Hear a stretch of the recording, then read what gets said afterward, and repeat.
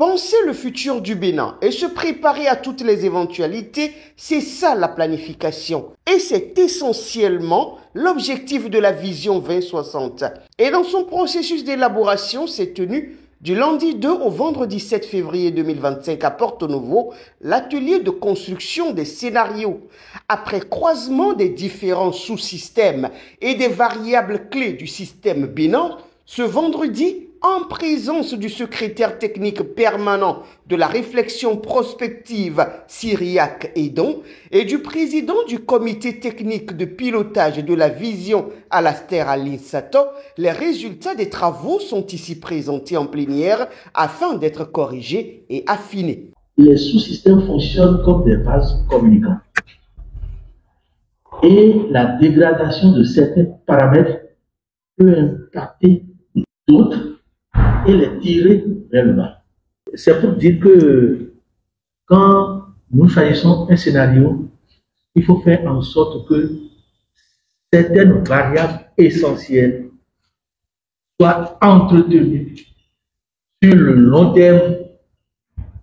Sinon, ça va impacter l'ensemble de cette définition des scénarios pour que nous puissions tenir compte des spécificités du système Bénin.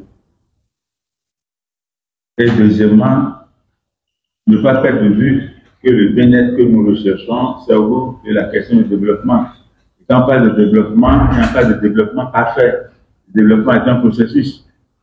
En tenant compte pour l'élaboration également des scénarios globaux, c'est l'équilibre des évolutions possibles de l'ensemble des sous-systèmes. Évidemment, il y en a toujours par rapport aux mutations géopolitiques, par rapport aux mutations des hommes, par rapport aux mutations surtout des institutions, pour ce qui relève de la gouvernance, il y a toujours à redresser. À cette étape du processus, il est important de comprendre la sensibilité des enjeux et les facteurs clés qui influencent ces scénarios pour un Bénin prospère et sécurisé. Lorsqu'on atteint un certain niveau de dégradation, un État responsable doit réagir et mettre en place des choses, ne serait-ce que pour stabiliser et après relancer. Si les signaux passent, sont envoyés et qu'on ne réagit pas et on attend d'être complètement à terre, moi je pense que ce scénario, il faut qu'on puisse au moins le supprimer et choisir pour nous à quel moment on trouve que ça devient dangereux. C'est ça qui est important. Ce n'est pas quel est le plus dangereux possible, mais quel est à notre niveau par rapport à notre niveau, à notre repère, là où nous sommes aujourd'hui, quand est-ce qu'on pense que ça devient dangereux et c'est la catastrophe pour pouvoir mettre en place les mesures les plus actives. Lorsqu'on met une grenouille dans de l'eau chaude ou dans de l'eau bouillante, tout de suite elle saute donc de l'eau bouillante pour se sauver, pour sauver sa vie.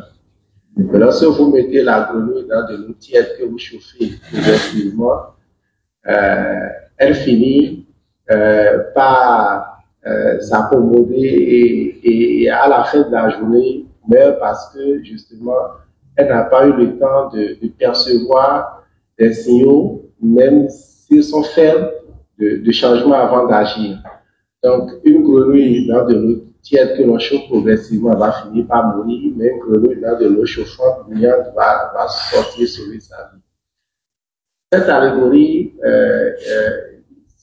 s'assimile très bien au sujet en débat qui, de mon point de vue, consiste à savoir jusqu'à quel moment nous sommes prêts à accepter ou à tolérer une souffrance ou à tolérer une difficulté. Et donc, nous avons la difficulté extrême, les situations extrêmes, mais jusqu'à quel moment, si nous revient à nous ici, de déterminer le niveau que nous pouvons caractériser de catastrophique, mais un niveau qui, de mon point de vue, permet justement de faire marquer un signal de changement à partir duquel il faut très rapidement agir si nous ne voulons pas disparaître. Atteindre l'objectif comme promis. Sur cette marche, le directeur de la prospective et de la veille stratégique est confiant. Depuis le lundi, nous avons commencé la phase de la construction des scénarios. Nous avons prévu au cours de cet atelier avoir la proposition des 4 scénarios, ce que nous avons pu avoir. Ce qui nous reste fondamentalement, c'est de pouvoir donner du contenu à ces 4 et pouvoir choisir le scénario plausible qui devait nous conduire à la formulation de la vision. Donc la semaine prochaine va nous permettre de finaliser, de lui donner du contenu aux 4 scénarios, de choisir le scénario possible et de faire des propositions de la formulation de la vision 2060 qui nous conduit déjà à la 3e phase du processus. Une vision ambitieuse qui prend forme pas à pas reste maintenant à transformer ces scénarios en actions concrètes pour que le Bénin de 2060 ne soit pas qu'une projection mais une réalité.